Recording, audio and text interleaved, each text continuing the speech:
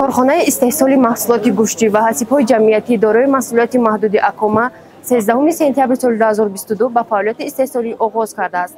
аз замони оғоз то инҷониб корхона зиёда аз 120 нав маҳсулот аз ҷумла ҳасибҳои буғӣ, дуддодашуда, нимдуд, ҳасибчаҳо, сарделкаҳо, маҳсулоти гӯшти буғпаз ва дудкардашударо истеҳсол мекунад. ҳадафи иштироки мо дар ҳамин ярмарка аз он вобастагӣ дорад, ки мо барои шарикони муштарак, барои ҳамкориро бештару хубтар кардан, барои маҳсулоти худро ба мардум пешниҳод кардану маззаашро чашондан аст, ки дар оянда мо мехоҳем боз ҳам аз ин ҳам дастовардҳои хубро ноил гардем. таҷҳизотҳои мо яке аз таҷҳизотҳои пешрафта бигем хато намекунем дар дохили ҷумҳурия аст, балки дар Осиёи Марказӣ аст.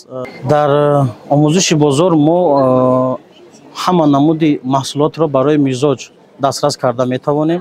хубияш дар чиз аст, ки маҳсулоти мо қариб дар ҳама мағозаҳои кишвар ҳаст, ки мардуми кишвари мо аз ҷумла шаҳри Душанбе метавонанд бемалол аз мағозаҳои назди хонаи худ метавонанд бемонагӣ дастрас намоянд.